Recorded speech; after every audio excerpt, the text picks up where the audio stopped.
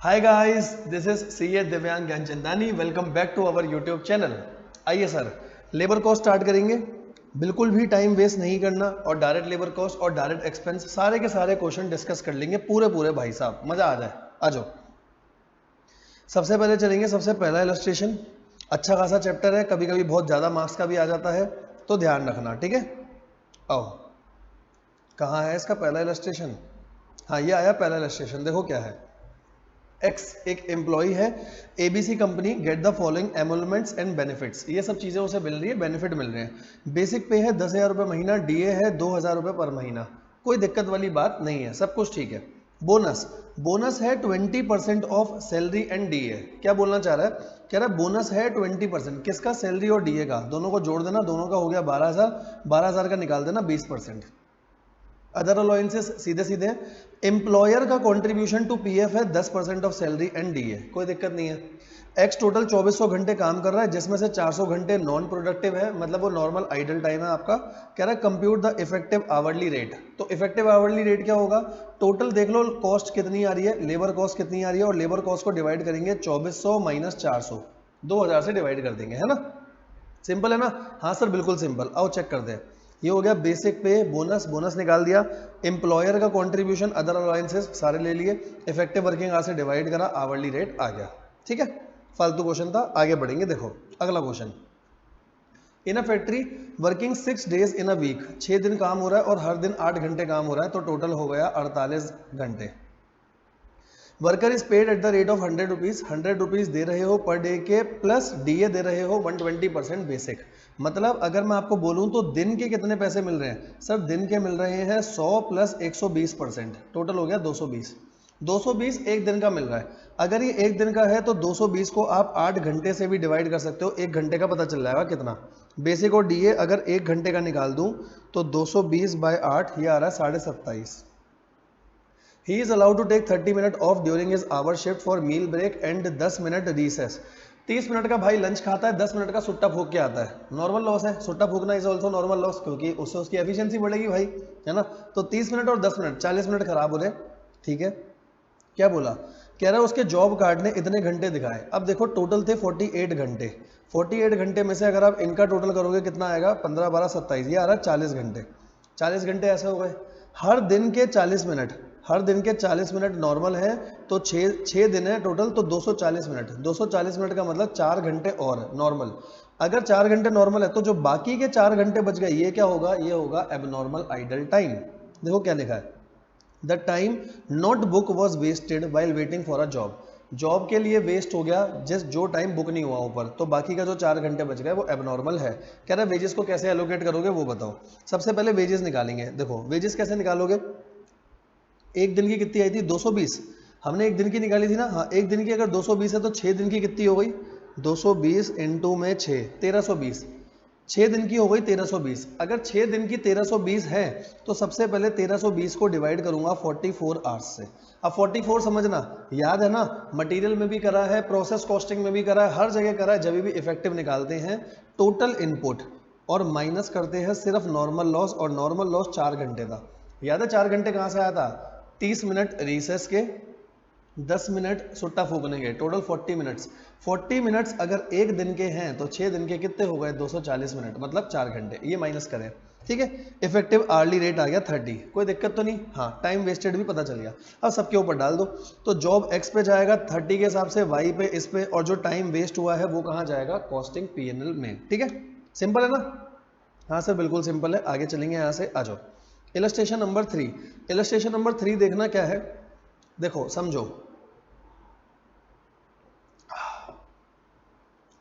Calculate the earning of A and B from the following particular for a month and allocate the employee cost to each job। ठीक है sir, ए और B का बोला है, निकाल देंगे। ये क्वेश्चन बहुत इंपॉर्टेंट है भाई, पेपर में आ रखा है, ध्यान से सुनना। बेसिक वेज दी हुई है, डीए दिया हुआ है 50-50%। Contribution to PF on basic wages, ये बेसिक वेजेस पे लगाना और ये भी बेसिक वेजेस पे लगाना। कौन कर रहा है? एम्प्लॉयर या एम्प्लॉय नहीं बता रखा अभी।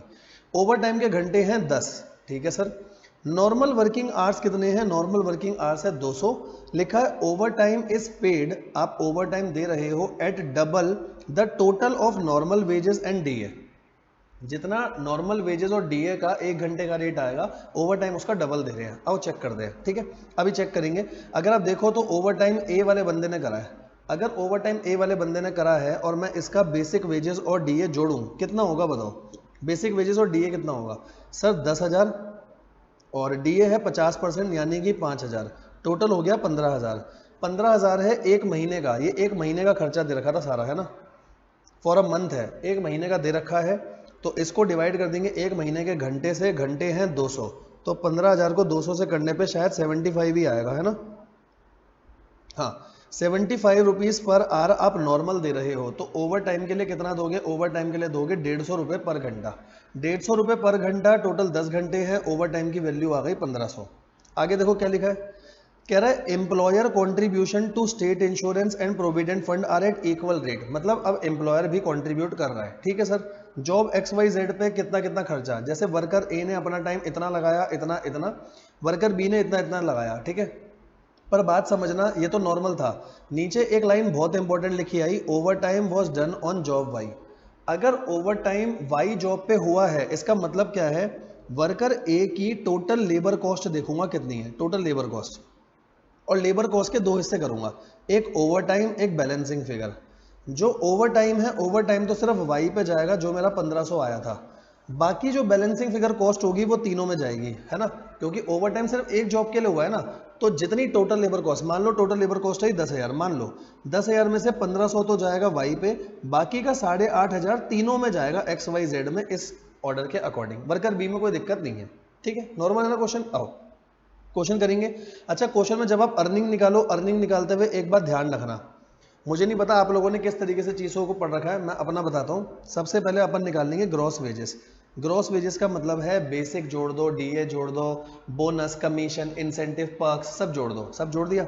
अब इसमें से 3 चीज़ें माइनस करना। क्या क्या सर? एक तो जितना टीडीएस कटा वो, एक टीडीएस माइनस करो, एक एम्प्लॉई का कंट्रीब्यूशन, क्योंकि इस वाली वेजेस में से एम्प्लॉई ने कंट्रीब्यूशन दिया होगा, एम्प्लॉई का कंट्रीब्यूशन माइनस करो, एक प्रोफेशनल टैक्स माइनस करो, तो ये आता है अर्निंग। अर्निंग का मतलब इन हैंड कितना है, ठीक है। और अगर आपको लेबर कॉस्ट निकालनी है तो इस ग्रॉस वेजेस में प्लस कर दो एम्प्लॉयर का कंट्रीब्यूशन, तो पता चल जाएगा कॉस्ट टू कंपनी या लेबर कॉस्ट कितना पड़ रहा है, मतलब कंपनी को कॉस्ट कितनी आ रही है, ठीक है। इस ग्रॉस वेजेस में मैंने ऊपर कोई कंट्रीब्यूशन नहीं जोड़ा, ग्रॉस वेजेस में सारी चीज़ें जोड़ी। अगर उसमें से आप 3 डिडक्शन अपने माइनस करोगे, प्रोफेशनल टैक्स, टीडीएस और एम्प्लॉय का कंट्रीब्यूशन, तो मेरा क्या निकल कर आता है? नेट इन हैंड सैलरी कितनी आई। और अगर ग्रॉस में ही एम्प्लॉयर का जोड़ दूंगा, मतलब इस वाले पार्ट में अगर ऊपर एम्प्लॉयर का जोड़ दूंगा, तो वो लेबर कॉस्ट आ जाती है। जैसे इन्होंने अर्निंग निकाली, अब अर्निंग देखना, अर्निंग कैसे आएगी। अर्निंग में पहले बेसिक जोड़ा, डीए जोड़ा, 1500 अमाउंट ओवरहेड का, ओवर टाइम का 1500 रुपये आ गया था, ये जोड़ करके इतने तक तो हम पहुंच गए। अब मेरे को अगर इन हैंड निकालनी है, ग्रॉस वेजेस आ गई ना, 2 चीज़ें माइनस करूंगा, पीएफ और ईएसआई है खाली। पीएफ और ईएसआई था कितना? 8% और 2%। 8% इसकी सैलरी का, 8% इसका, 2% इसका, 10,000, 2% इसका, ठीक है। ये नेट वेजेस आ गई। लेकिन बेटा जो हम प्रोडक्ट में डालते हैं खर्चा, वो तो लेबर कॉस्ट डालेंगे ना, नेट अर्निंग थोड़ी डालोगे, लेबर कॉस्ट डलेगी। आओ लेबर कॉस्ट डाल दो, ये देखो, ठीक है। अब ग्रॉस वेजेस ले ली, इन्होंने क्या करा, इन्होंने ओवर टाइम को छोड़ करके लिया, क्योंकि ओवर टाइम अलग बटेगा। चाहो तो आप ओवर टाइम इसमें ले करके ले सकते हो, मान लो यहाँ आप ओवर टाइम के साथ ले लो, बाद में ओवर टाइम को अलग कर देना। तो इन्होंने ओवर टाइम के बिना लिए, अब उसमें एम्प्लॉयर का कॉन्ट्रीब्यूशन दोनों जोड़ दिए, ये इतना आ गया, ठीक है। और सीधा सीधा मैं बोलूँ, सीधा सीधा इसको XYZ में बांट दो ना, क्यों नॉर्मल वर्किंग आवर्स निकाल लो, इसको सीधा सीधा XYZ में बांट दो, और जो ओवर टाइम आएगा ओवर टाइम को अलग से दिखा देना। जैसे देखो, इन्होंने 16,000 को सीधा बांट दिया, या इसको सीधा बांट दिया, और ओवर टाइम यहाँ चला गया, XYZ का टोटल आ गया, सही है ना। तो अगर आवरली रेट क्वेश्चन में बोला होगा निकालने को तो निकालना, अदरवाइज निकालने की जरूरत नहीं है। अर्निंग्स बोला था और एम्प्लॉय कॉस्ट बोली थी, ठीक है सर। अच्छा क्वेश्चन है, करके जाना, पेपर में 8 नंबर का ऑलरेडी आया हुआ है क्वेश्चन। अब देखो बेटा, इलस्ट्रेशन 4 सेपरेट वीडियो में ऑलरेडी डिस्कस करा हुआ है मैंने। तो जितने भी लोग ये वीडियो देख रहे हैं, मैंने ICAI का स्टडी मटेरियल की ये पूरी प्लेलिस्ट बना रखी है, जो आप अभी देख रहे हो। आपने देखा होगा सारे लेक्चर आ रहे हैं, जैसे पहला लेक्चर मटेरियल कॉस्ट है, दूसरा मार्जिनल कॉस्टिंग है, सारे लेक्चर्स आ रहे हैं। तो जहां पर मैं ये वीडियो डालूंगा, इसी वीडियो के नीचे एक वीडियो डालूंगा जो अराउंड 28-30 मिनट की वीडियो है, जिसमें मैंने सिर्फ 2 क्वेश्चन बहुत डिटेल में डिस्कस करे हैं ICAI के। उस वीडियो का टाइटल भी ये है, मैं इसी के नीचे लगा दूंगा, आपको दिख जाएगी, the 2 most important question of labour study mat, ठीक है। तो ये वहाँ पर करे मैं, इसलिए मैं इसमें यहाँ टाइम नहीं लगाऊंगा। एक 4 क्वेश्चन और जस्ट उसके नीचे वाला इलस्ट्रेशन, तो 4 आप वहाँ वीडियो से करोगे और 5th ये आप वीडियो से करोगे, छोड़ना मत, बहुत ज़्यादा इंपॉर्टेंट क्वेश्चन है, जस्ट इसके नीचे लगा दूंगा ताकि हमारा टाइम बचे ना। आओ यहाँ तक तो सही है सब कुछ, ठीक है। ठीक है, 4 और 5 तो हो गया। देखो 4 और 5 क्वेश्चन करते करते पानी पीते पीते पानी गिर गया, क्या पता 4 और 5 में से कोई तुम्हारे पेपर में आ जाए, हो सकता है भाई, ठीक है। आओ, क्या पता, कोई बड़ी बात थोड़ी है। आओ अगला क्वेश्चन देखते हैं। हाल से बंदा क्या कहता था? हाल से कहता था एक तो दोगे बेसिक वेजेस, एक दोगे बोनस, ठीक है। एक बार बता देता हूँ, बेसिक वेजेस कितनी, जितना आपने काम करा इनटू में जो भी टाइम रेट है, जो टाइम का 1 घंटे का रेट है वो, एक्चुअल आवर्स जो है वो। बोनस कितना, कितना टाइम मिला था, स्टैंडर्ड आवर्स कितने थे, एक्चुअल आवर्स कितने, टाइम सेव कितना करा, इसको बोलते हैं टाइम सेव। टाइम सेव को मल्टीप्लाई करोगे टाइम रेट से और इनटू में 50%, इतना, ठीक है। अच्छा सर रोवन क्या बोलता है, रोवन का भी बताओ। तो रोवन की बेसिक वेजेस तो सेम रहेगी बिल्कुल। इसका बोनस कैसे आता है, इसका बोनस आता है टाइम सेव अपॉन में टाइम अलाउ इनटू में यही वाली basic wages, simple. Time save क्या होगा, standard hours minus actual hours, time allow क्या होगा, स्टैंडर्ड आवर्स इनटू में बेसिक वेजेस। बेसिक वेजेस क्या है, एक्चुअल आवर्स इनटू में टाइम रेट, एक्चुअल घंटे और टाइम रेट, ठीक है। अब देखो टाइम रेट है 60, अलाउ था 8, टाइम टेकन है 6, 8 में से 6 का बचे कितने, टाइम सेव भी दे दिया 2 घंटे। तो पेमेंट कितनी करूंगा, 6 घंटे काम करा, 6 घंटे के पैसे मिलेंगे, और 2 घंटे के जो पैसे बन रहे हैं इसका कितना, 50%। फालतू क्वेश्चन बिल्कुल, ठीक है। आगे चल सकते हैं, आ जाओ 7th। पूरा क्वेश्चन सेम रोवन से करना है, तो रोवन में भी पहले जितने घंटे काम करा वो, और क्या होता है टाइम सेव अपॉन में टाइम अलाउ, और साथ में जो बेसिक वेजेस है वो, ठीक है।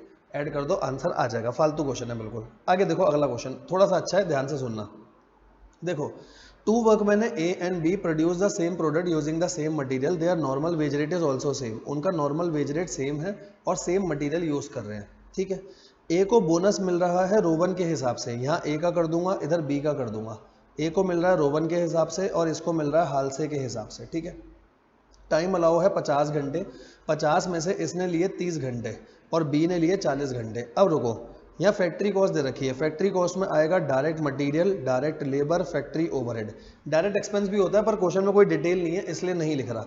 और यहाँ टोटल है 3490 फैक्ट्री कॉस्ट का, यहाँ पर भी मटेरियल, लेबर और फैक्ट्री ओवरहेड सबको मिला के 3600 आ जाएगा। हाँ सर सही है। अब देखो, अब मटेरियल कुछ नहीं है तो मैं मटेरियल को x मान लूँ, और सेम मटेरियल है तो यहाँ पर भी x और यहाँ पर भी x, सही है क्या? हाँ सर, यहाँ तक कोई प्रॉब्लम नहीं है, ठीक है। अच्छा फैक्ट्री ओवरहेड देखो, पहले फैक्ट्री ओवरहेड कितना आएगा। फैक्ट्री ओवरहेड का रेट है 5 रुपये, जितने घंटे एक्चुअल में काम करा। हमेशा एक्चुअल वाले घंटे पे रिकवरी होती है, ओवरहेड वाले चैप्टर में कर चुके हैं, 5 रुपये। तो 5 इंटू यहाँ कितना काम करा, इसने काम करा 30 घंटे, यहाँ आ जाएगा 5 इंटू यहाँ काम करा 40 घंटे, ये फिगर तो आ जाएगी। अब वेज रेट को मैं वाई मान लूँ, जो वेज रेट है इसको वाई मान लो, तो इसकी वेजेस कितनी हो जाएगी, इसने काम कितने करा था 30 घंटे, एक तो 30 घंटे की वेजेस साथ में बोनस। बोनस कैसे मिलेगा, रोवन के हिसाब से। रोवन क्या, टाइम सेव करा 20, तो टाइम सेव अपॉन में टाइम अलाउ है 50 और आगे बेसिक वेजेस, ठीक है, ये प्लस होंगे दोनों।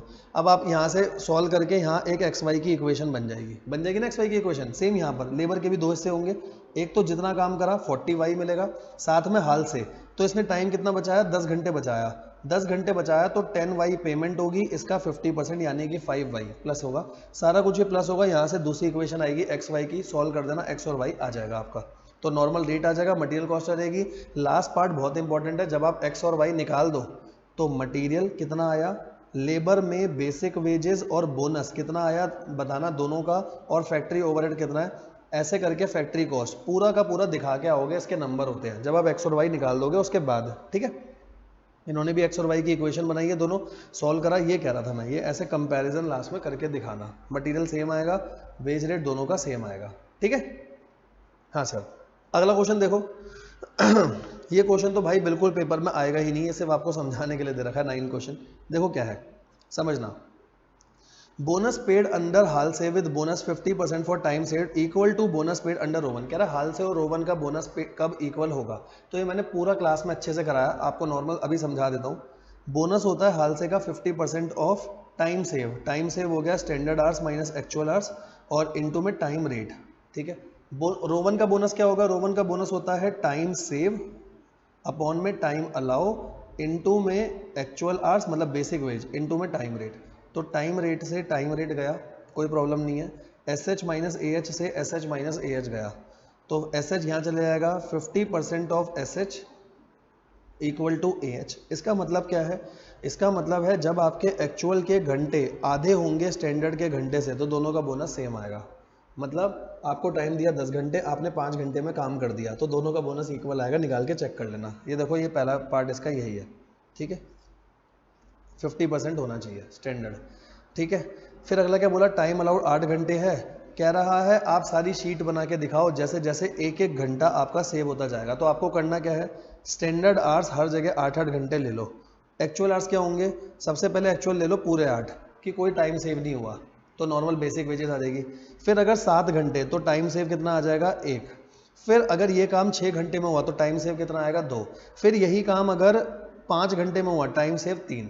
ऐसे लास्ट करते करते लास्ट में जीरो मत करना, क्योंकि 8 घंटे का काम 0 घंटे में तो नहीं होगा ना। तो लास्ट केस बनेगा 8 घंटे का काम 1 घंटे में हुआ बस, और हाल से रोमन निकाल देना। ये देखो 8 घंटे का काम 8 घंटे में, 7 6 5 4 3 2 1, एक के बाद नहीं हुआ। तो ऐसे ये फालतू क्वेश्चन है स्टेटमेंट का। हाल से रोमन निकलवाया आपसे तो आएगा, मुझे तो मुश्किल लग रहा है। हाल से रोमन, फिर इफेक्टिव आवरली रेट निकाल दिया हाल से रोमन का, ठीक है जी। बिल्कुल फालतू है, नहीं करोगे छोड़ दोगे तो भी चलेगा।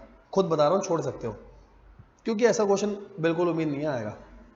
जो मैंने 2 क्वेश्चन अगली वीडियो में बोले वो बहुत दमदार है, वो अच्छे से करना। यहाँ ओवर टाइम वाला क्वेश्चन अच्छा था, जिसमें ओवर टाइम 1500 आया, वो अच्छा था।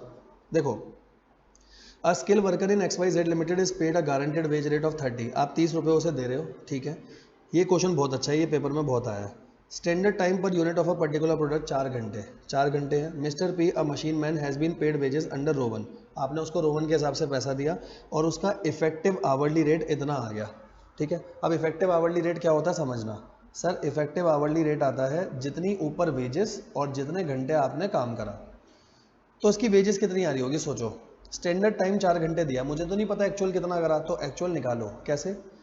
उसको 30 रुपये मिले, उसको 30 रुपये मिले हैं जितने घंटे काम करा। जितने घंटे काम करा ये लो, मैं लिख देता हूँ एक्चुअल आवर्स, सही है ना। इतने घंटे काम करा, 30 रुपये मिले होंगे। साथ में बोनस मिला होगा। बोनस का फॉर्मूला क्या होता है बोलो? Time save. रोवन के हिसाब से टाइम सेव, टाइम सेव कितना आएगा? Standard hours minus actual hours. तो स्टैंडर्ड है 4 घंटे, मुझे नहीं पता एक्चुअल में कितना, कम ही करा होगा, कम घंटों में करा होगा, ठीक है। अपॉन में क्या होता है? स्टैंडर्ड, स्टैंडर्ड है 4, ये होता है ना टाइम सेव अपॉन में टाइम अलाउ। इनटू में बेसिक, बेसिक है 30 AH, ठीक है। अब क्या इस इक्वेशन को सॉल्व करके आप AH निकाल सकते हो क्या? और सुनो, ये तो अभी बेसिक वेजेस आई है, बेसिक वेजेस को डिवाइड भी तो करोगे, डिवाइड करोगे AH से, एक्चुअल आवर्स से, तभी ये 1 घंटे का रेट आया ना। अब आप इस इक्वेशन को सॉल्व करके निकाल दो। देखो जैसे इन्होंने भी सेम करा होगा, अगर आप देखोगे, ठीक है। यहाँ नीचे दिखाऊं वर्किंग नोट, ये देखो इन्होंने सेम वर्किंग नोट लिया पूरा। जो नीचे वाला एक्चुअल आवर्स था, जो टाइम था, उसको यहाँ मल्टीप्लाई कर दिया, यहाँ सही है। हमने भी 30 AH करा, 4 माइनस AH अपॉन 4 और 30 AH सॉल्व करा, टाइम आ गया 3 घंटे। मतलब 4 घंटे का काम तुमने 3 घंटे में करा है, यहाँ तक सही है। हाँ सर 4 घंटे का काम था, हमने करा 3 घंटे में। अब उसने बस क्या बोल दिया? State what could have been its total earning और इफेक्टिव आवरली रेट अगर हाल से में चले जाए। अब आप हाल से के हिसाब से निकाल सकते हो। स्टैंडर्ड आवर्स ये है, एक्चुअल आवर्स ये है, टाइम का रेट कितना था? टाइम का रेट 30 रुपये, इफेक्टिव आवरली रेट हाल से का निकाल देना। कैसे आएगा? टोटल वेजेस डिवाइडेड बाय 3 घंटे, एक्चुअल से डिवाइड होता है हमेशा, ठीक है। बहुत अच्छा क्वेश्चन है, पास्ट ईयर्स में हर दूसरे तीसरे अटेम्प्ट में 5-5 नंबर का क्वेश्चन पूछा हुआ ही है, छोड़ के मत जाना, ठीक है। आओ जी आगे देखते हैं। Factory having the latest sophisticated machines want to introduce an incentive scheme. Keep in view the entire gain of improved production should not go to the worker. सारा का सारा गेन वर्कर पे नहीं जाना चाहिए। स्पीड के नाम पे क्वालिटी सफ़र नहीं करनी चाहिए। The rate setting department being newly established are likely to commit mistakes. Even जो रेट सेट कर रहा है वर्कर के लिए वो भी नया है, मिस्टेक कर सकता है। आपको बताना है सूटेबल इंसेंटिव स्कीम कौन सी होगी। थ्योरी का क्वेश्चन है, आप खुद देख सकते हो। ऐसे में रोमन स्कीम लगाई जाएगी। रोमन स्कीम के बारे में बता रखा है, सारा वर्कर को नहीं जाता, कम जाएगा, मतलब वर्कर के पास मैक्सिमम जाएगा बट सारा नहीं जाएगा। गलती वलती हो गई तो भी चीज़ें सही हो जाएंगी, समझा रखा है। पेपर में आने के चांसेस कम है, पर एक बार पढ़ लेना प्लीज़, ठीक है। सिर्फ पढ़ के रखना, बहुत ज़्यादा इंपॉर्टेंट नहीं है, ठीक है। आओ 12th क्वेश्चन, इलस्ट्रेशन नंबर 12। सब कर लेंगे ना अपन? सब कर लेंगे, आ जाओ, सब करा के जाएगा तुम्हारा भाई, आ जाओ। वर्कर इज पेड 10,000 रुपये महीना, DA है 2,000, वर्कर कॉन्ट्रीब्यूशन टू पीएफ, मतलब एम्प्लॉय का बोला है, एम्प्लॉय का कॉन्ट्रीब्यूशन पीएफ में है 10%, एम्प्लॉयर भी कॉन्ट्रीब्यूट कर रहा है। एम्प्लॉय स्टेट इंश्योरेंस में प्रीमियम है 6.5% ऑफ वेजेस, ठीक है, तो 6.5% एम्प्लॉयर का होगा, क्योंकि आगे लिखा है एम्प्लॉय का इतना है, अगर एम्प्लॉय का इतना है मतलब ये एम्प्लॉयर का होगा। ई आर मतलब एम्प्लॉयर, ई मतलब एम्प्लॉय, ठीक है, मतलब पीएफ दोनों सेम डाल रहे हैं, ईएसआई में एम्प्लॉयर ज़्यादा डाल रहा है, एम्प्लॉय कम डाल रहा है, ठीक है। It is the firm practice to pay 2 महीने wages as a bonus each year, 2 महीने की वेजेस आपको बोनस में भी मिलेगी, मतलब पूरे एक साल में 14 महीने की मिलेगी, 12 महीने नॉर्मल हो गए, 2 महीने ऊपर से, ठीक है। नॉर्मल वर्किंग डेज हैं 300 घंटे, 300 ऑफ 8 आवर्स ईच, 8 आवर्स के हिसाब से।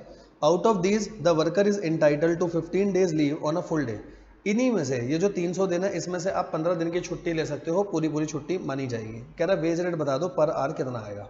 देखो सबसे पहले वर्कर को पैसे कितने दोगे सर, 10,000 रुपये बेसिक, 2,000 डीए, टोटल हो गए 12,000, एक महीने का था, 12 महीने का इतना आ गया, यहाँ तक सही है। हाँ, साथ में 2 महीने की बोनस सैलरी भी मिलेगी, तो 12,000 इंटू में 2 महीने की बोनस सैलरी, ये भी आ गई 24,000, सही है सर। अब एक बात समझना, आप क्या दे रहे हो, आप क्या दे रहे हो, लेबर कॉस्ट, लेबर कॉस्ट में ग्रॉस वेजेस में हम एम्प्लॉयर का कंट्रीब्यूशन जोड़ दें, तो एम्प्लॉयर का दोनों कंट्रीब्यूशन जोड़ो। देखो एम्प्लॉयर का कंट्रीब्यूशन कितना होगा, पीएफ 10%, यहाँ तक सही है। अब इसने ईएसआई में क्या कर रखा है, ईएसआई दिखाता हूँ, इसने प्रीमियम लिया है खाली 4.75%। क्यों लिया 4.75%, आपको समझाता हूँ। देखो यहाँ क्या लिखा है, इसको ध्यान से पढ़ना, यहाँ दोनों कंट्रीब्यूट ही नहीं कर रहे, हमने इसको थोड़ा सा शायद गलत इंटरप्रेट करा, ध्यान से पढ़ना। एम्प्लॉयर पीएफ दे रहा है 10% और एम्प्लॉय भी पीएफ दे रहा है 10%, वो तो चीज़ सही थी। देखो क्या लिखा है ध्यान से, employ state insurance corporation premium में 6.5%, प्रीमियम 6.5% है, जिसमें से ध्यान से पढ़ना क्या लिखा है, ऑफ विच 1.75% एम्प्लॉय ने दिया, मतलब इसके अंदर से 1.75% एम्प्लॉय ने दिया खाली, तो बाकी का एम्प्लॉयर ने दिया ना, तो बाकी का एम्प्लॉयर वाला लूंगा, क्योंकि मेरे लिए काम का क्या है, सिर्फ एम्प्लॉयर वाला, तो एम्प्लॉयर का लिया इतना आएगा, और ये ले लिया वेजेस पे, जितनी वेजेस थी उसके अकॉर्डिंग ये निकाल दिया होगा, ठीक है, यही लिखा हुआ ना। हाँ, वेजेस जितनी है तो वेजेस के हिसाब से आप निकाल दोगे, सही है। बोनस वाले पे मत निकालना, चेक कर लो किस पे निकला ये, 1.44, वेजेस बोला था ना, 4.75 है ना, हाँ हाँ, ये वेजेस पे ही निकला है 1.44 पे, ठीक है। अच्छा ये टोटल वेजेस आ गई, अब इस टोटल को डिवाइड किससे करोगे, देखो ये तो टोटल आ गया, अब घंटे कितने लूँ, अब घंटे ध्यान से देखना, 300 दिन में से 15 दिन तो आप आए ही नहीं, पैसे जरूर मिले आपको, लेकिन 15 दिन आप आए थोड़ी, आए हो 285 डेज, हर दिन 8 घंटे काम हुआ, तो टोटल इतने घंटों से डिवाइड कर लो, आवरली रेट आ जाएगा, सही है। सिंपल क्वेश्चन बिल्कुल, हाँ सर बिल्कुल सिंपल। 13 क्वेश्चन देखो, लेबर की चैप्टर की बेटा खूबसूरती ये है कि पेपर में छोटे क्वेश्चन आते हैं, बड़े क्वेश्चन नहीं आते, लेकिन ये कई बार पेपर में 15-15 नंबर का है, 2-2 मार्क्स के 2 एमसीक्यू, एक 10 नंबर का क्वेश्चन, ऐसे 14-14 मार्क्स का भी ये आया है, ठीक है, वरना 8-10 मार्क्स का तो कंफर्म आ जाता है, कभी कभी 5 का आता है। देखो calculate employ hourly rate, hourly rate निकालना है, बेसिक दिया हुआ है, डीए दिया हुआ है, फ्रिंज बेनिफिट दिया हुआ है, तो क्वेश्चन को प्लीज ध्यान से पढ़ना, जैसे पहले वाले क्वेश्चन में लिखा था 6.75 में से आउट ऑफ विच इतना वो दे रहा है, तो ध्यान से, ऐसा नहीं अलग अलग है दोनों, ठीक है। हाँ, basic pay DA fringe benefit, number of working days 300 है, 20 दिन की आपने छुट्टी ले ली as a holiday on full pay, अगर फुल पे है मतलब पेमेंट तो मिली है, लेकिन मैं गया नहीं हूँ तो घंटे नहीं आएंगे, ठीक है, 8 दिन का घंटा है, इसमें था ही क्या वैसे नॉर्मल क्वेश्चन है, ये हो गई सैलरी, एक महीने की है, पूरे साल की निकाल दो, क्योंकि पूरे साल में 300 में से 20 दिन गए नहीं, हो गए 280, 280 इंटू 8, ये आ गया 2240, बस खत्म हो गया क्वेश्चन। टोटल वेजेस कितनी आएगी, टोटल वेजेस ये आ गई, 2240 से डिवाइड कर दो, बिल्कुल फालतू क्वेश्चन था वैसे, चलो सही है, था तो कर लिया अपन ने, ठीक है। आओ यहाँ से आगे बढ़े। अच्छा आपको एक बात ये और समझा दूँ क्या, एक ना एफिशिएंसी का कॉन्सेप्ट होता है, क्योंकि अब अपन सीधा लेबर टर्नओवर पे जा रहे हैं, एक एफिशिएंसी का कॉन्सेप्ट होता है बेटा, ध्यान से सुनना, इससे ऊपर ही है, बता देता हूँ यहाँ पे। देखो आपको कितने घंटे का काम दिया था और आपने कितने घंटे में करा, फॉर्मूला याद नहीं करना, मेरे को 10 घंटे का काम मिला था, मैंने 6 घंटे में कर दिया, तो क्या मेरी एफिशिएंसी 100 से ज़्यादा है, हाँ सर मेरी एफिशिएंसी 100% से ज़्यादा है, तो ऊपर क्या रखूँगा, मुझे इन दोनों का यूज़ करना है फ्रैक्शन में, ऊपर क्या रखूँगी, 100 से ज़्यादा है तो ऊपर रखूँगा 10, नीचे रखूँगा 6, ये मेरी एफिशिएंसी निकलेगी। मान लो 10 घंटे का काम था, आपने तो 12 घंटे में करा, अगर आपने 10 घंटे का काम 12 घंटे में करा तो एफिशिएंसी 100 से कम होनी चाहिए, क्योंकि एफिशिएंसी खराब है। तो मेरे को इसका आंसर 100% से कम लाना है। कम लाना है तो क्या करूं, ऊपर कौन सा रखूंगा, ऊपर रखूंगा छोटा वाला, नीचे बड़ा वाला। तो देखो फॉर्मूला क्या बना, standard hours upon actual hours, efficiency hours के केस में, ठीक है सर। बट अगर मैं आपको आउटपुट का डाटा दे दूं, अब ध्यान से देखना, आउटपुट मैंने आपको स्टैंडर्ड में बोला कितना और आपने बनाया कितना। मैंने आपको बोले 100 यूनिट, आपने बनाया 130 यूनिट। तो अब आप ज़्यादा एफिशिएंट हो ना, क्योंकि घंटे कम लगने चाहिए, आउटपुट तो ज़्यादा आना चाहिए ना। मैंने आपको 100 बोला, आपने 130 बनाए, आपकी एफिशिएंसी 100% से ज़्यादा है।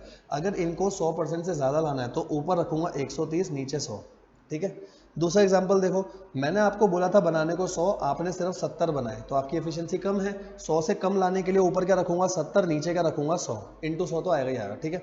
तो आउटपुट के केस में फॉर्मूला क्या बनेगा, actual output upon standard output, ये ध्यान रखना, ठीक है। आउटपुट के केस में फॉर्मूला ये होता है, स्टैंडर्ड के केस में फॉर्मूला होता है standard hours upon actual hours, ध्यान रखना, कंफ्यूज मत होना, ठीक है।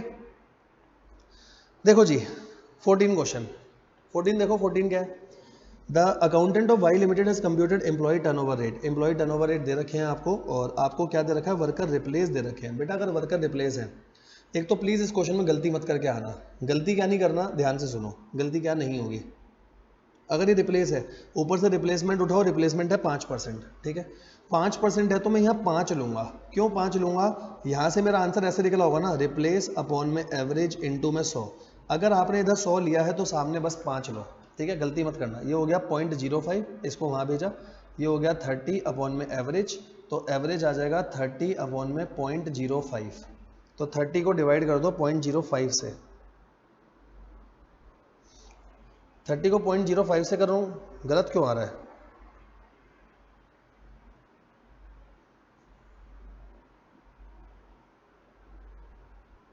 थर्टी को 0.05, अच्छा सॉरी मैंने ही कैलकुलेट गलत करा, 600 आएगा, हाँ सही है। एवरेज 600 आ गया, हाँ सही है, बिल्कुल एवरेज 600 आ गया।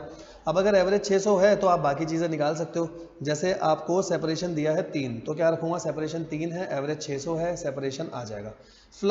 फ्लक्स में जब भी परसेंटेज दे रखी होती है तो मैं ये मानता हूँ कि यहाँ पर रिप्लेसमेंट, सेपरेशन, न्यू रिक्रूटमेंट तीनों ले रखे हैं। लेकिन अगर मुझे कभी फ्लक्स निकालने को बोलेगा तो मैं दोनों तरीके से निकालूंगा, विदाउट एक्सपेंशन और विद एक्सपेंशन। विदाउट एक्सपेंशन में सिर्फ सेपरेशन और रिप्लेसमेंट आएगा, विद एक्सपेंशन में separation sorry separation, replacement, new recruitment तीनों आएंगे, ये ध्यान रखना बस, ठीक है। अच्छा यहाँ एक चीज़ और है, ध्यान से देखो, कह रहा है इक्विवेलेंट एम्प्लॉय टर्नओवर रेट निकालो पूरे साल का। ये एक क्वार्टर का था, ये एक क्वार्टर का था, आपको पूरे साल का निकालना है। तो जो रेट आया वो एक क्वार्टर का है ना, एक क्वार्टर में होते हैं 3 महीने, डिवाइड कर लो, 1 महीने का आ जाएगा और 12 महीने कर लो, ठीक है। इक्विवेलेंट दिखा दूं, एक बार इक्विवेलेंट दिखा देता हूँ। ये देखो इन्होंने भी ऐसे करा है, आप जैसे 10% को ऐसे करोगे, 3 महीने 12 महीने, बात तो वही है ना, सीधा 4 से मल्टीप्लाई करना है, ठीक है।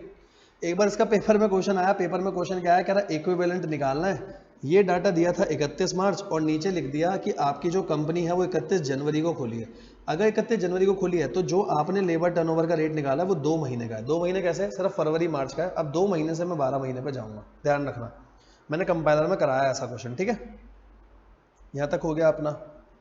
अब ये देखो, ये बहुत अच्छा क्वेश्चन है, पेपर में पूछा जा सकता है। देखो क्या है क्वेश्चन, समझना। The management of BR Limited is worried about their increasing employee turnover in the factory and before analyzing the causes, वो ये देखना चाहता है कि कितना प्रॉफिट आपका फॉरगॉन हुआ है एम्प्लॉय टर्नओवर की वजह से, ठीक है। सबसे पहले तो देखो, एम्प्लॉय टर्नओवर की वजह से आपके ये सारे खर्चे हुए हैं। अगर ये सारे खर्चे हुए हैं तो प्रॉफिट इतने से तो कम हुआ होगा। भाई एम्प्लॉय टर्नओवर से मेरा कोई खर्चा बढ़ गया, खर्चा बढ़ गया मतलब प्रॉफिट कम हुआ है ना, तो ये तो सारे हैं, इसमें तो झंझट ही नहीं है। पहले ये दिखा देता हूँ, नीचे देखो, ये सारे खर्चे तो ऐसे ही आएंगे, लेकिन इसके अलावा एक चीज़ और आएगी, वही मेन है, वो समझना। देखो क्या है, समझना। पिछले साल की सेल इतनी थी, पीवी रेशो इतना था, तो sale into PV ratio contribution आ जाएगा। कंट्रीब्यूशन बताऊं, एक तो फिगर इतनी अजीब है, 8303 300 का 20%। कंट्रीब्यूशन आ रहा है 1,166,0,660, ये आ रहा है, कितना हो गया, 16,60,660, इतना कंट्रीब्यूशन हो गया। अब ध्यान से समझो, total number of actual hours work, काम कितने घंटे हुआ, काम हुआ 4,45,000 घंटे, ठीक है। इस 4,45,000 घंटे में इंक्लूडेड थे 30,000 घंटे इंक्लूडेड थे जो आपने नए रिक्रूट को ट्रेनिंग देने में लगाया, मतलब उस टाइम पे प्रोडक्शन नहीं हुई होगी, ठीक है। क्वेश्चन में क्या बोला, आगे पढ़ना, इस 30,000 घंटों में से out of which half of the hours were unproductive. Sir सारा वेस्ट नहीं हुआ, लेकिन 15,000 घंटे वेस्ट हुए हैं। अगर इसमें से 15,000 घंटे वेस्ट हुए हैं तो एक्चुअल में काम कितना हुआ, एक्चुअल में काम हुआ होगा 4,30,000 घंटे, सही है। और बेटा वेस्ट कितने हुए, वेस्ट खाली ये 15,000 घंटे वेस्ट नहीं हुए, सिर्फ ये वाले वेस्ट नहीं हुए। और देखो आगे क्या लिखा है, ये तो हो गया, as a result of delay by personal department in filling vacancy, ऐसे 1,00,000 पोटेंशियल प्रोडक्टिव आवर्स, 1,00,000 घंटे वो थे जो पोटेंशियली काम हो सकता था, हुआ तो नहीं था, 1,00,000 घंटे काम हो सकता था लेकिन वो भी नहीं हुआ, तो टोटल नुकसान हुआ 1,15,000 घंटों का। ठीक है, ये तो कॉस्ट लगी। नीचे देखो क्या लिखा है, नीचे लिखा है जितना पोटेंशियल प्रोडक्शन लॉस्ट हुआ है, जितना मैं प्रोडक्शन बनाता वो मेरा पूरा प्रोडक्शन उतने का बिकता जितने में अभी नॉर्मली बिक रहा है, मतलब जितना पहले कंट्रीब्यूशन कमा रहा था अभी भी उतना कमाऊंगा। तो देखो इसका होगा क्या, सर इतना कंट्रीब्यूशन है, इतने कंट्रीब्यूशन को डिवाइड करूंगा 4,30,000 घंटों से। क्यों 4,30,000 से, 4,30,000 घंटों से डिवाइड करा क्योंकि एक्चुअल में इतने घंटे काम हुआ है, तो मैंने डिवाइड करा 4,30,000 घंटों से, ये आ गया 3.862। एक घंटे का मैं इतना कंट्रीब्यूशन कमा रहा हूँ। अगर एक घंटे का इतना कंट्रीब्यूशन कमा रहा हूँ तो मेरे खराब हुए थे 1,15,000 घंटे, तो 1,15,000 से इसको मल्टीप्लाई कर दो, ये आ गया 444,130, इतने का आपको कंट्रीब्यूशन का नुकसान हुआ। तो एक प्रॉफिट इतना खराब हुआ और इन सबसे खराब हुआ, ये देखो 444,130 और ये सारा नुकसान हुआ। अब तो कर दोगे ना, चाहे तो इन्होंने जैसे करा वैसे कर लो या जैसे मैंने आपको समझाया आप वैसे कर लो, वीडियो पॉज करके स्क्रीनशॉट ले लेना। ठीक है, आगे चले, आओ जी आगे चलेंगे, टाइम ज़्यादा है नहीं तो पूरा क्वेश्चन करना है अपने को, 16 और बचा है बस। हाँ अब ये देखो, ये क्वेश्चन बहुत इंपॉर्टेंट है भाई, वेरी वेरी इंपॉर्टेंट। क्यों वेरी वेरी इंपॉर्टेंट, आपको एक बात बताऊं, ये देखो मैं गया इस पे, चैप्टर का नाम पढ़ो, चैप्टर का नाम क्या है, डायरेक्ट लेबर कॉस्ट, पूरी डायरेक्ट लेबर कॉस्ट कर ली, साथ में एक इलस्ट्रेशन है डायरेक्ट एक्सपेंस का जो पेपर में आ सकता है, छोड़ के मत जाना, डायरेक्ट एक्सपेंस जरूर करके जाना। ठीक है, अच्छा डायरेक्ट एक्सपेंस क्या होता है, डेफिनेशन क्या होती है, सुनो। सर ऐसा खर्चा जो ना तो मटेरियल है जो ना तो लेबर है, बट डायरेक्टली लिंक है किसके साथ, प्रोडक्ट के साथ। एक तो डायरेक्टली लिंक होना चाहिए, प्लस कोई ऐसा खर्चा जो किसी स्पेसिफिक जॉब के लिए करा है, कोई पर्टिकुलर जॉब के लिए आपने खर्चा करा है तो वो डायरेक्ट एक्सपेंस है। देखो क्या बोला, पढ़ना, during the last 3 month it has completed 3 jobs, 3 job है उस पर खर्चा हुआ। पहला ऑफिस एडमिन, ठीक है, नीचे क्वेश्चन में क्या बोला, क्वेश्चन पढ़ते हैं, कह रहा डायरेक्ट एक्सपेंस बताना आपको खाली। ठीक है, आओ, ऑफिस एडमिन नहीं होगा, आपने प्रोडक्ट का ब्लूप्रिंट बनाया एक स्पेसिफिक जॉब के लिए, ये डायरेक्ट एक्सपेंस होगा ए का। ठीक है, हायर चार्जेस पे करें जॉब वर्क को, जॉब वर्क को पे करें, ये बी का डायरेक्ट एक्सपेंस होगा। सैलरी टू ऑफिस अटेंडेंट नहीं होगा, आगे आओ, वन टाइम लाइसेंस है जॉब सी के लिए, ये इसका डायरेक्ट एक्सपेंस होगा। मार्केटिंग मैनेजर नहीं होगा। तो तीनों जॉब के लिए एक एक डायरेक्ट एक्सपेंस आया, तीनों जॉब के लिए एक एक डायरेक्ट एक्सपेंस हो गया, बाकी क्या नहीं है वो बता रखा है। ठीक है, डायरेक्ट एक्सपेंस पे एक क्वेश्चन और है आपके साथ, पहले वही डिस्कस करता हूं, आ जाओ। एक क्वेश्चन और है डायरेक्ट एक्सपेंस पे, ये रहा केस नंबर 3, देखो आपको क्लियर हो जाएगा। थर्ड देखो क्या है, paid for power and fuel, साथ में इसका आंसर भी खोल के रखूं, यहां पर क्वेश्चन है ना, यहां आंसर खोल देता हूं ताकि आपको दिखता तो रहे। क्वेश्चन नंबर थर्ड, ये रहा थर्ड क्वेश्चन। ठीक है, सबसे पहले पेड फॉर पावर फ्यूल हमने कॉस्टिंग में पढ़ा, डायरेक्ट एक्सपेंस होता है। Wages paid to factory workers, factory workers को दिया, वेजेस दिए, तो ये तो डायरेक्ट लेबर कॉस्ट होगा सर, डायरेक्ट लेबर कॉस्ट होगा, डायरेक्ट एक्सपेंस नहीं होगा। हमें देखना क्या है, डायरेक्ट एक्सपेंस कौन कौन सा है वो देखना है। Bill paid to job worker, job worker है होगा। रॉयल्टी पेड फॉर प्रोडक्शन होता ही है, ये भी एक स्पेसिफिक जॉब का है होगा। एडमिन ओवरहेड नहीं होगा, सेल्स स्टाफ नहीं होगा। तो क्या क्या डायरेक्ट एक्सपेंस होना चाहिए, 480 वाला, 966, 8400 और 96। आओ देखें, 8400, 96। ठीक है, अच्छा जो नहीं है प्लीज उसके लिए नोट जरूर डाल के लाना, तभी पूरे में से पूरे नंबर मिलेंगे। कि जो नहीं है ये सेलिंग में जाएगा, ये एडमिन के खर्चे में जाएगा, ये डायरेक्ट लेबर कॉस्ट है। जैसे टैक्स होता है ना, टैक्स में अगर किसी आइटम का ट्रीटमेंट नो ट्रीटमेंट है तो आप दिखा के आते हो ना, नोट डाल के आते हो ना, वैसे दिखाना। ठीक है, आओ जी, अब इसके बाद केस सिनेरियो करना है आपको कंपाइलर की वीडियो से। एग्जैक्टली सेम क्वेश्चन है कंपाइलर की वीडियो का। फर्स्ट क्वेश्चन, सबसे पहला क्वेश्चन मैंने यही डिस्कस करा है, आरटीपी मई 18 का क्वेश्चन है, आरटीपी मई 18। उसके बाद कम से कम 2 बार पेपर में रिपीट हो चुका है ऑलरेडी। ठीक है, तो आप ये कर लेना। इसके तो सारे के सारे आंसर्स भी याद हो गए, मेरी क्लास के बच्चों को इतना अच्छे से करा दिया था कि अच्छे से आंसर याद है। ठीक है, या तो खुद करके देखना या कंपाइलर की वीडियो मिल जाएगी आपको, नहीं तो इसी में लिस्ट में डाल दूंगा नीचे। ठीक है, तो टोटल मिला करके अपने 2 क्वेश्चन और बचे हैं ना। आओ बहुत अच्छा क्वेश्चन, ध्यान से सुनना, बहुत बढ़िया क्वेश्चन है, ठीक है।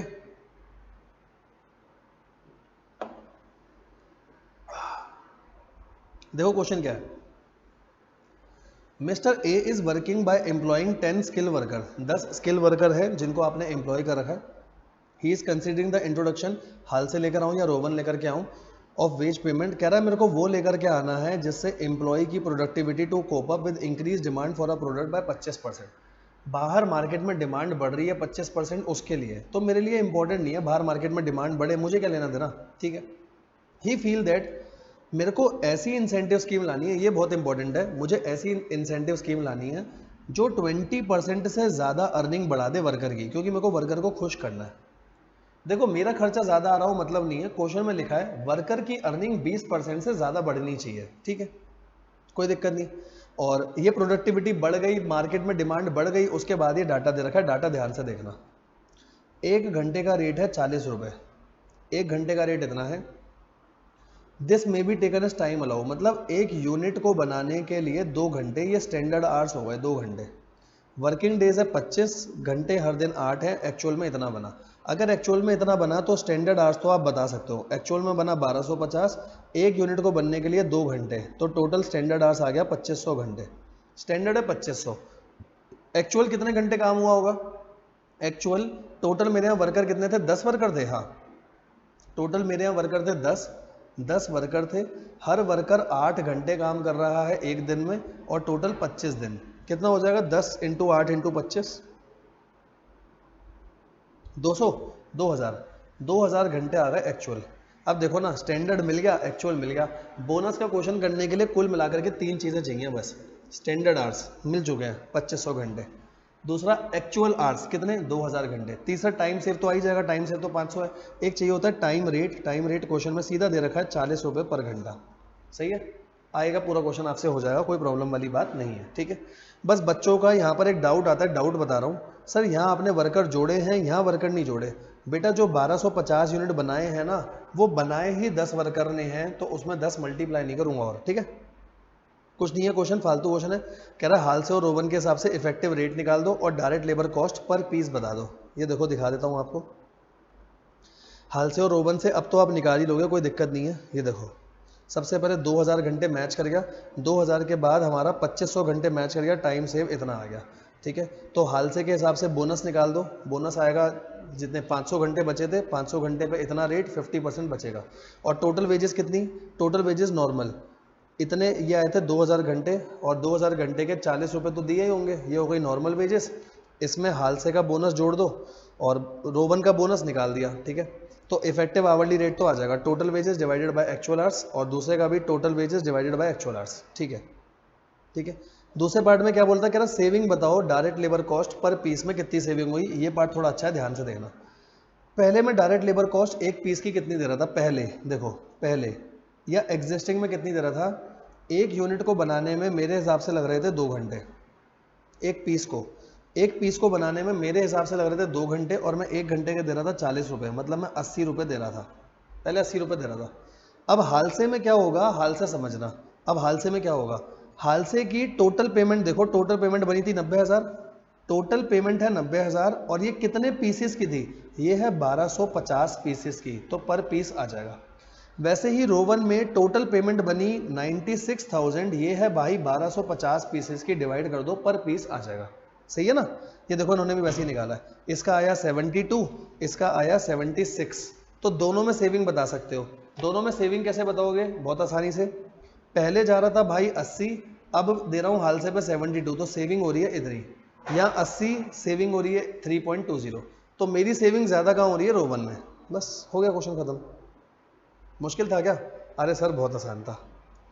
आओ जी लास्ट क्वेश्चन बचा है, इसको भी खत्म करते हैं और इसी के साथ लेबर चैप्टर हमारा खत्म हो जाएगा, आ जाओ। Wage negotiation are going on with the recognised employ union and management want you as an executive of the company to formulate an incentive scheme, incentive scheme लेकर के आनी है।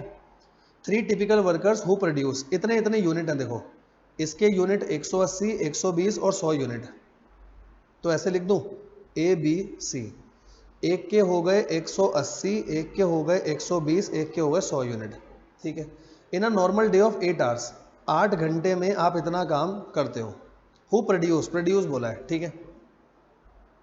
Assume that the day wages would be guaranteed at 75 rupees per hour, आपको 75 rupees हर घंटे के मिल रहे हैं। And the piece rate would be based on standard hourly output of 10 unit, ठीक है। पीस रेट होगा 10 यूनिट के हिसाब से, ठीक है। कैलकुलेट द अर्निंग और एम्प्लॉय कॉस्ट निकालनी है पर 100 पीसेस, डे के हिसाब से, पीस के हिसाब से, हाल से और ओवन। फिर calculate under the above scheme average cost of labour, ठीक है। फालतू क्वेश्चन है वैसे तो, पर ठीक है कर लेते हैं, कोई प्रॉब्लम नहीं है। पहले डे के हिसाब से, डे के हिसाब से 8 घंटे थे और हर घंटे के हम उसको जो पैसे दे रहे थे 75 दे रहे हैं। 8 घंटे के 75 रुपये, तो ये हो गए 600। डे वेजेस तो खत्म हो गई, ठीक है। और डे वेजेस इतना है, ये इतना इतना आउटपुट बनाते हैं, आउटपुट इतना है, तो लेबर कॉस्ट पर 100 पीसेस बता दो।